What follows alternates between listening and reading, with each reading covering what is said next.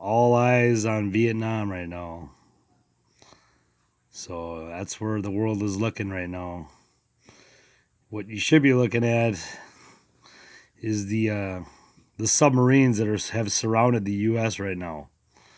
It's all over Russian news that we are being surrounded, and they have missiles that could thermonuclear missiles that travel Mach 9 that can hit any target that they choose to shoot. It doesn't matter what city, what facility. There's nothing that is safe from these things. There's no way to stop them. There's no way to stop the underwater torpedo, the canyon. That's the one that creates the big tsunami, the radioactive tsunami, crashing against your major coastal cities, the doomsday weapon.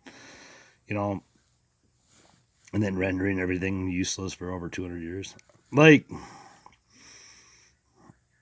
I just hope the world leaders make the right decisions. I hope that cooler heads prevail, and that somehow, some way, Vladimir Putin can just talk this guy to stepping down and avert war. So,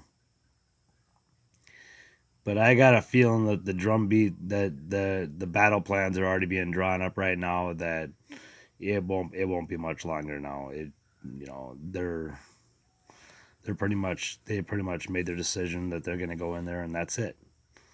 So, and regardless of what Vladimir Putin says, the United States has had enough, and they had enough of this guy, and he says his days are numbered. So that means that's it.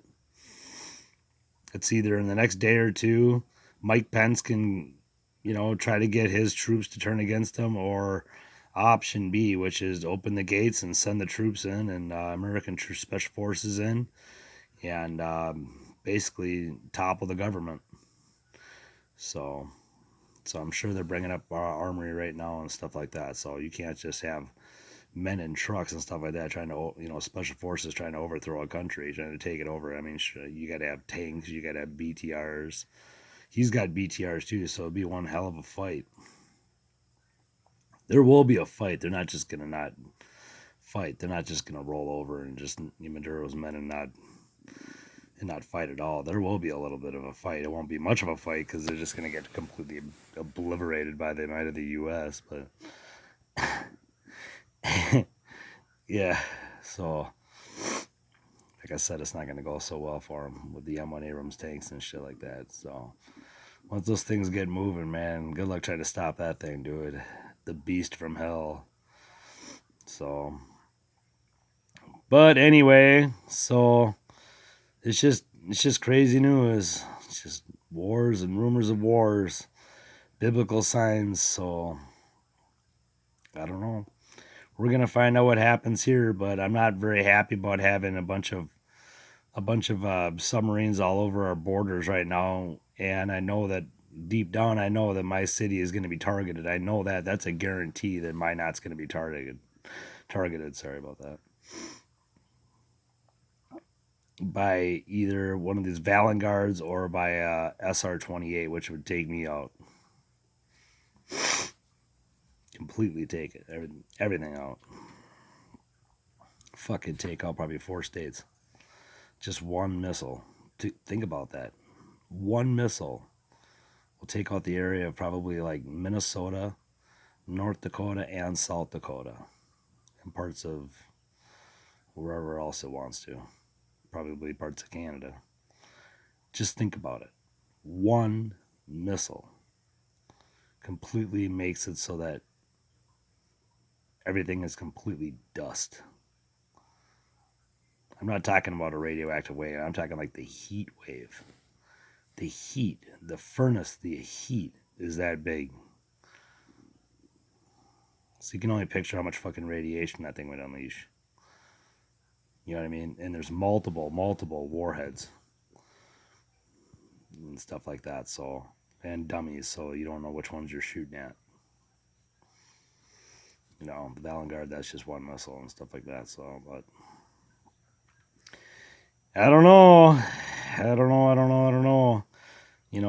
thought it was kind of funny in the story today. There was so many ICBMs being moved around Russia right now in Moscow. That was a traffic jam. That's how many ICBMs right now are being brought up.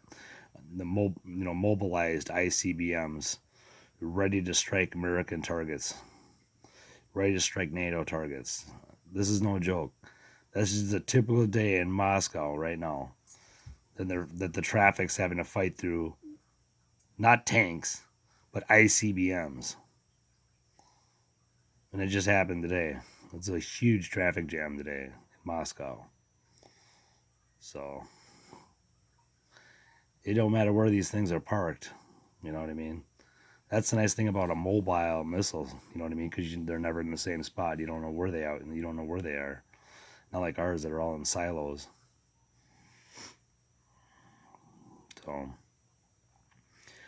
I mean, I'm not saying ours are bad or anything like that. The only thing about ours, though, the thing about the Minuteman III that most people don't know about is because they're really outdated. Okay, they're not like the the Sarmat or anything like that, but they'll do the job. Trust me. I mean, they'll wipe out a huge section of your country.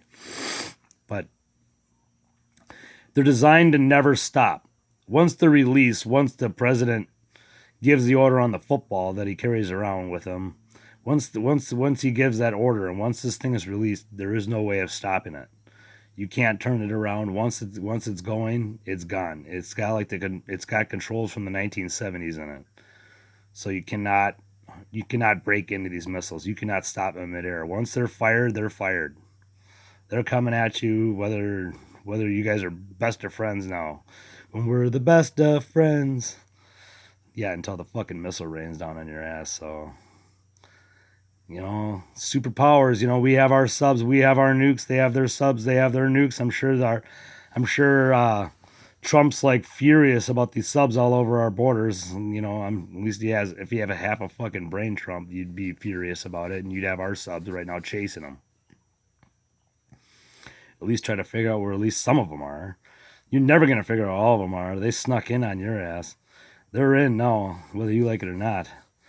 It's up to you to try to find them. It's up to you to make peace and try to see if you can try to talk Putin into tell Maduro to step down, and then the world takes a big sigh of relief. If not, well, welcome to the fucking apocalypse.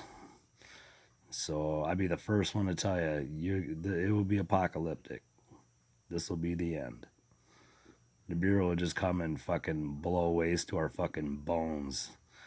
The birds will be dead, and there won't even be maggots to pick away at our fucking bones after this fucking war. The Bureau will just blow our bones around in the air because we'll already be dead. So it's hard to be so grim, but fuck, it's true. Hopefully, like I said, cooler heads prevail. This ain't no joke. It's not like World War II where it takes days to cross the sea and stuff like that in a ship. These missiles can be here within minutes. Within less than 5 minutes, these missiles will be striking on your coastal cities where you live. You ain't safe anywhere from these things. Remember that. All right. Peace out.